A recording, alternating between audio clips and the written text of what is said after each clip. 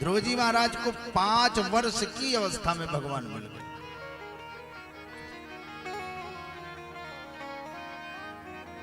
क्यों? क्योंकि भगवान उम्र नहीं देखते हैं, भगवान रूप नहीं देखते हैं, भगवान कुल नहीं देखते हैं, भगवान तो आपका हृदय देखते हैं। आपका हृदय किस प्रकार का? महाराज ध्रुव जी महाराज को भगवान मिले, और जब ध्रुव जी महाराज को भगवान प्राप्त हुए ना, तो थोड़ा सा दर्शन बता के तब आगे चलता हूं। यद्यपि आज यात्रा बड़ी लंबी है, भगवान श्री कृष्ण का जन्म भी होना है।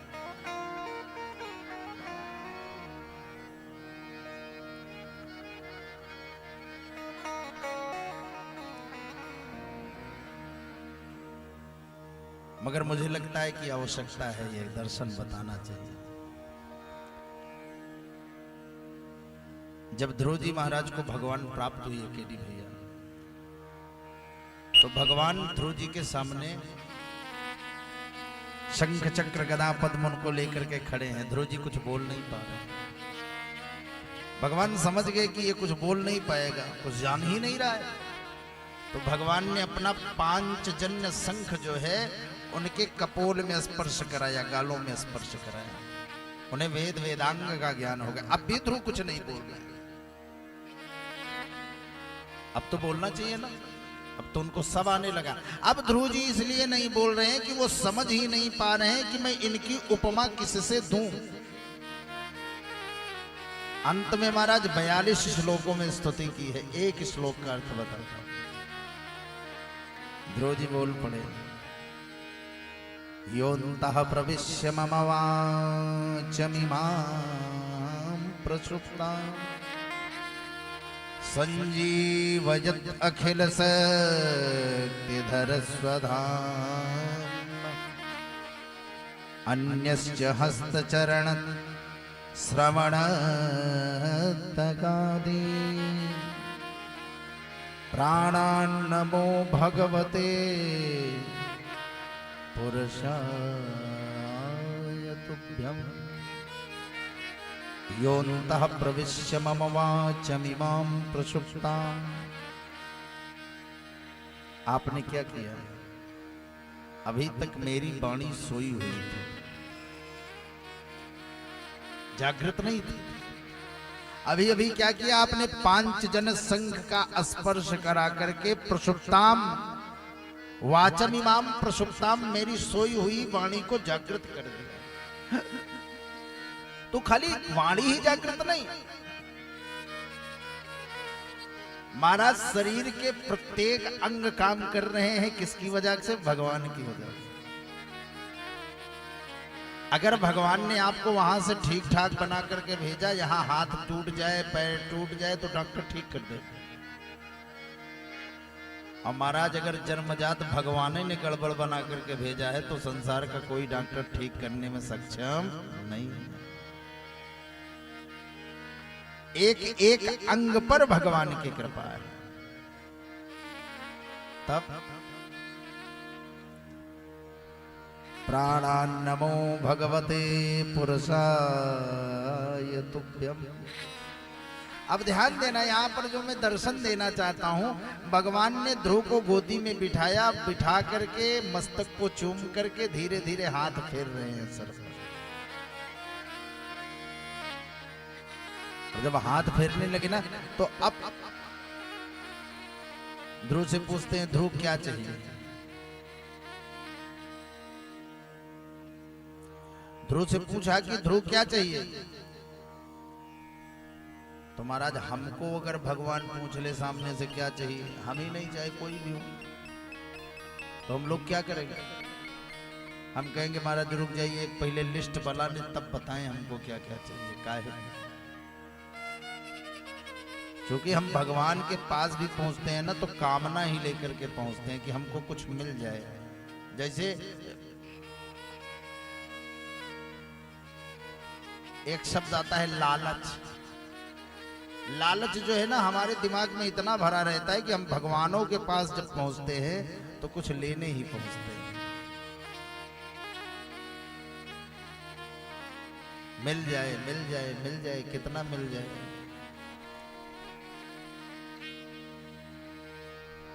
हमारे मनीषी कहते हैं, कहा गोधन गज धन बाज धन और धनन की खान, और जो आवे संतोष धन सब धन धूरी समान। संतोष शब्द की व्याख्या हिंदी में संस्कृत में की जाएगी तो कहा जाएगा सम्यक प्रकारेण तोषा। संतोष शब्द सम्यक प्रकारेण तोषः सह संतोष।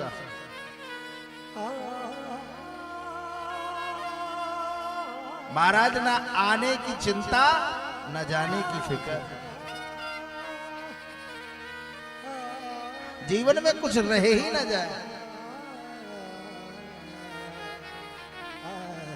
अच्छा, ये जो हमारे दिमाग में ये रहता है ना कि अच्छा, एक सृष्टि का और नियम बता दें, आप जितना जिसके पीछे भागोगे वो उतना आपसे दूर भागे। जितना हाथ पैर पटक करके आप लक्ष्मी के पीछे भागोगे, लक्ष्मी उतना आपसे दूर जाएगी। वही एक बार हाथ झटक करके आप नारायण के पीछे भाग लीजिए, देखिए लक्ष्मी आपके पीछे पीछे हाथ जोड़ करके चले।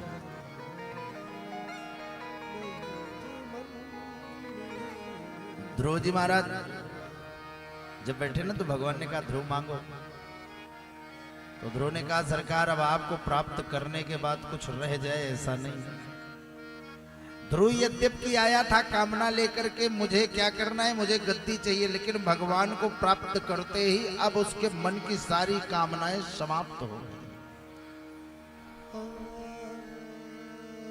ध्यान देना, जब तक आपके हृदय में कामना रहेगी तब तक भगवान आपको मिलने वाले नहीं है। जैसे ही कामना समाप्त हुई, अब ध्रुव को कुछ नहीं चाहिए। ध्रुव ने कहा हमको कुछ चाहिए नहीं। भगवान ने कहा लेकिन तुमको मेरी इच्छा है कि तुम जाकर के राजा बनो। ध्रुव ने कहा सरकार काहे लिए हमको बांध रहे हैं, राजा बना दिया महाराज। ध्रुव जी लौट करके आए। अच्छा, जब लौट करके आए तो एक बात और मैं आपको बताना चाहता हूं, वो जंगल गए किस लिए? अपनी विमाता के कारण गए। उनकी माँ ने जो है उनको नीचे उतार दिया था गद्दे से। तो ये नहीं लौट करके आए तो सबसे पहले कहाँ है विमाता, उनको बुलाओ ना। क्यों?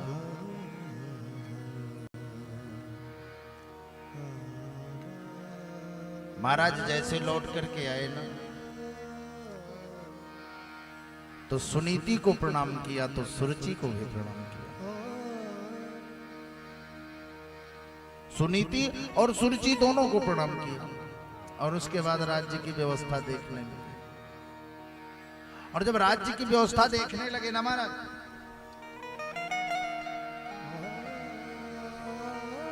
तो भागवत कहती है बड़े सुंदर तरीके से पूरी व्यवस्था चला रहे हैं। एक बार क्या हुआ कि उनका भाई उत्तम महाराज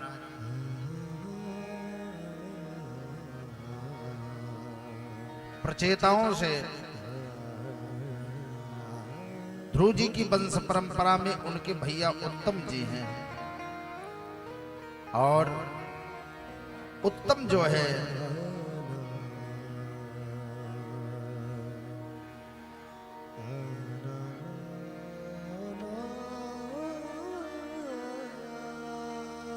ध्रुव जी के साथ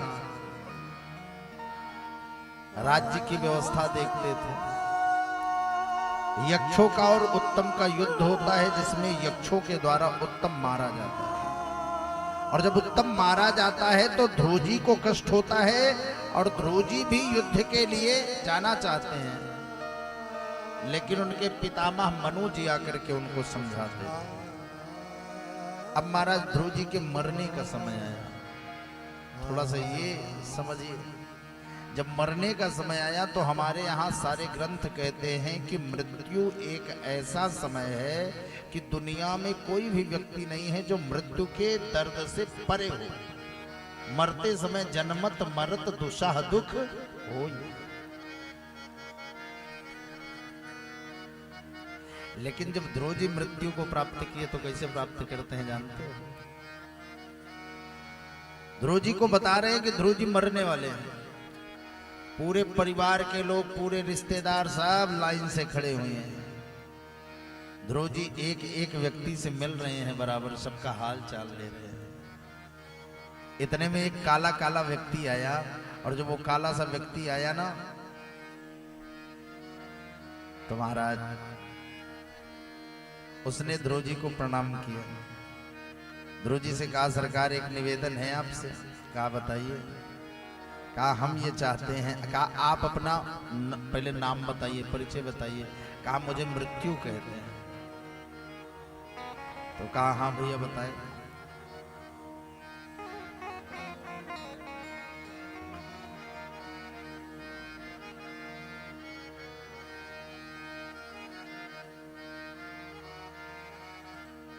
कहा मृत्यु कहते हैं मुझे। एक व्यवस्थापक जी, इनको बिठाओ एक तरफ, बैठ जाओ, 2 बार भजन करिए, फिर आगे चलते हैं।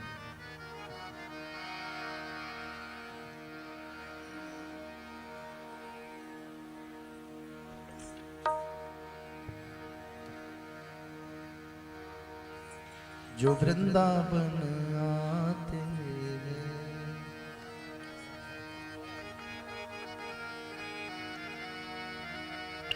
जो राधे राधे गाते हैं, वो वृंदावन आते हैं। जो राधे राधे गाते हैं, वो वृंदावन आते हैं।